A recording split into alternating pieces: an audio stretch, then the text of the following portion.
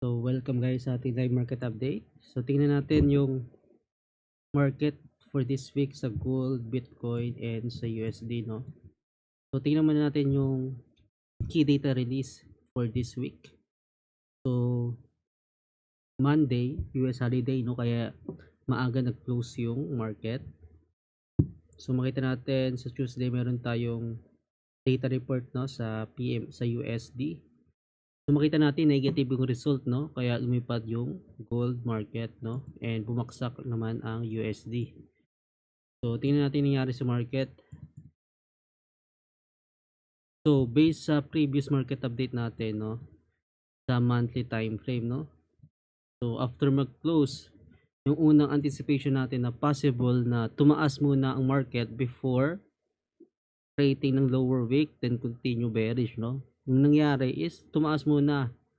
So, nakita natin nag bullish move na siya.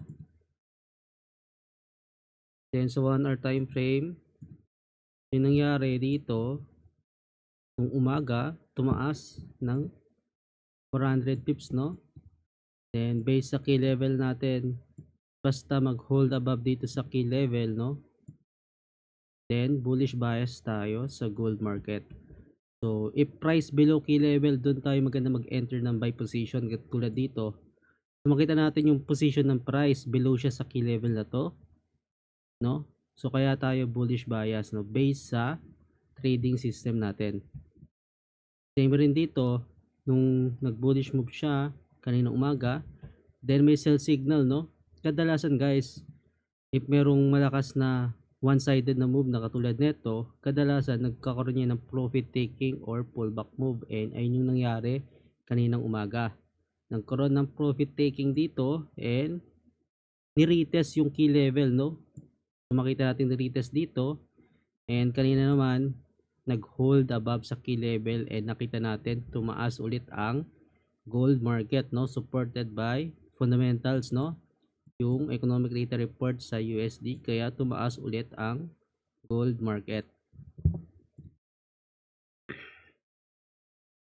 Makita natin dito, makita sa rejection sa key level sa 3477. Punta tayo sa lower time frame. So makita natin yung reaction, no,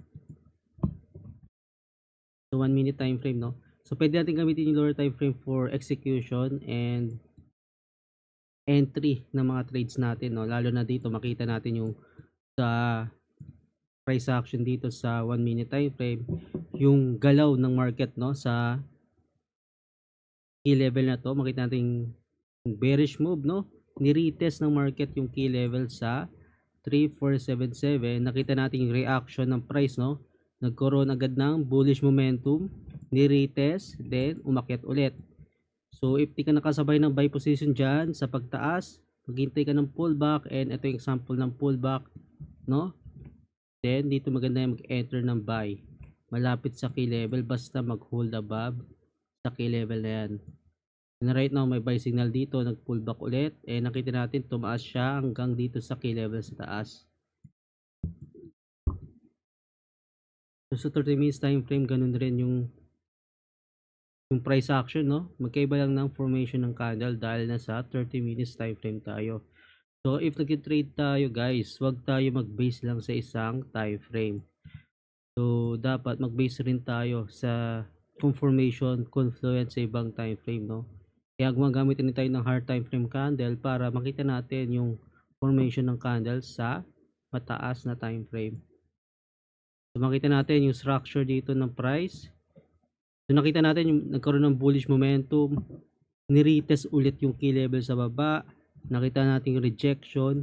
Based pa lang sa price action guys, nagkaroon ng weakness sa sellers, and dun ulit pumasok yung mga buyers, no, and nakita natin tumaas na ang gold market, and hanggang nag-break above sa 3,496.97 key level, no, and ni-retest.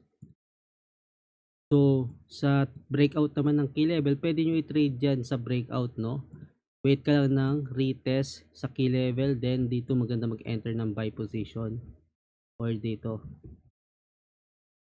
Nakita natin to continue bullish move.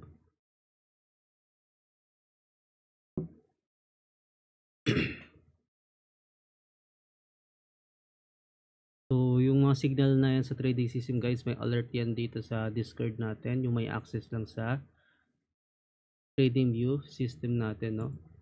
So share ko yung mga signal natin sa group na makita natin dito. May buy signal kaninang umaga, then ito naman yung 1 minute time frame dito sa signal na to nung 9:30 PM, and nakita natin nag bullish move siya dito.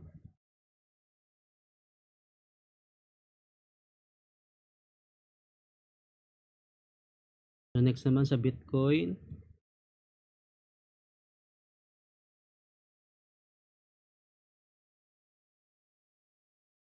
may buy signal, no? So dito sa Bitcoin, based sa previous market update natin sa 4-hour time frame, bullish buys tayo basta mag-hold above dito sa key level na yan. Eh nakita natin dalawang beses ni-retest ng market yung key level na yan, no?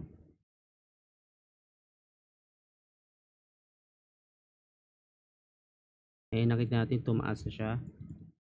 Then ipupunta tayo sa 1 hour time frame, nakita natin yung rejection and pullback sa key level na to. Then dito naman sa previous key level, no, nag-hold above, no. Then ipupunta tayo sa lower time frame, may mga buy signal tayo, confirmation dyan. Eh nakita natin may buy signal dito, tumaas. Same rin dito. So yung signal na yan is non-repaint, ibig sabihin may signal dyan, di siya mag-change ng position. So kaya maganda gamitin yan for swing trades, no? Lalo na if nasa higher time frame tayo, mas mataas yung accuracy ng mga signals natin.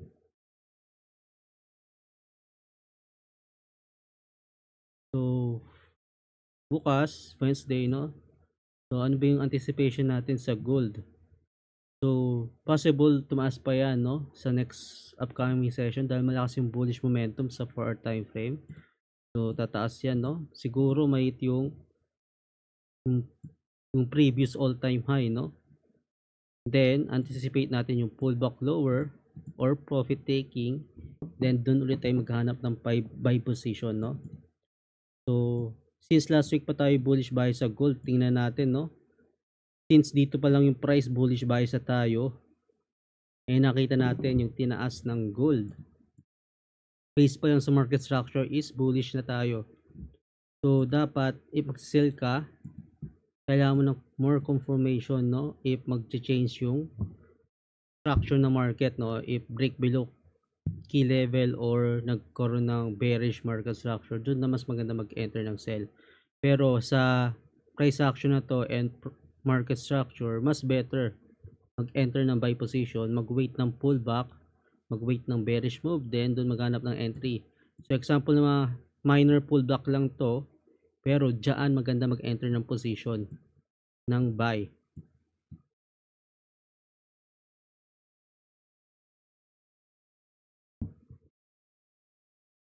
So next naman, anticipate natin na tataas pa to, pullback lower, then doon ulit tayo maghanap ng buy position, no? Depende sa key level for next day, no?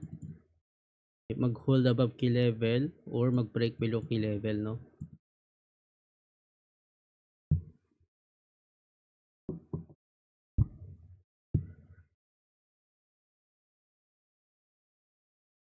Tingnan natin data report for this week. Alam natin meron tayong NFP sa Friday, no? Dahil first Friday of the month, meron tayong NFP report, no? Jobs data, unemployment rate sa Friday, no?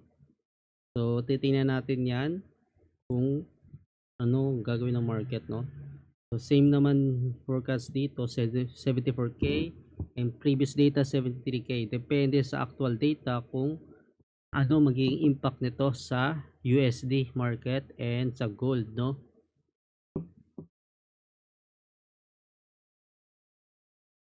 So dapat marunong tayong mag-interpret ng mga data na yan, kung price in na ba yung information, kung malakas ba yung galaw, so kung paano i-trade yung actual data.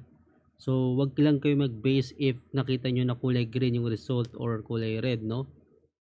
So dapat kailangan nyo pa rin i-interpret yung data kung price in na ba yung information, kung may impact ba sa market.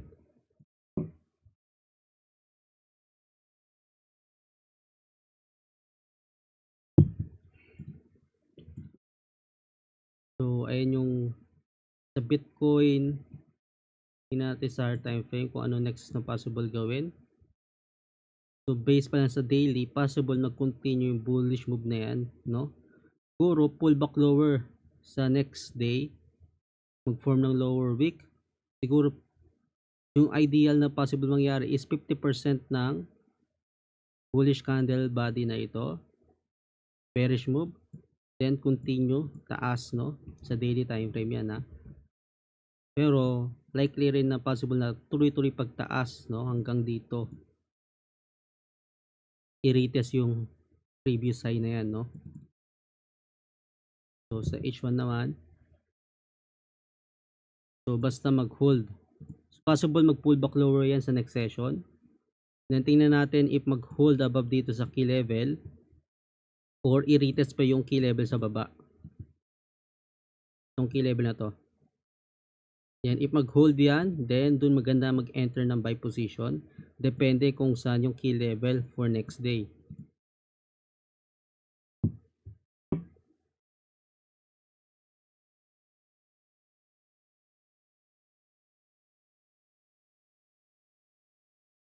So, ganun rin sa gold, no? Possible i-retest ulit yung key level na to sa 3497 or mag-deeper pullback, i-retest yung key level sa baba, no? So, ayun yung mga ideal scenario natin kung saan maganda mag-enter ng buy position. So, pwede dito sa 3497 or dito sa 3477 key level.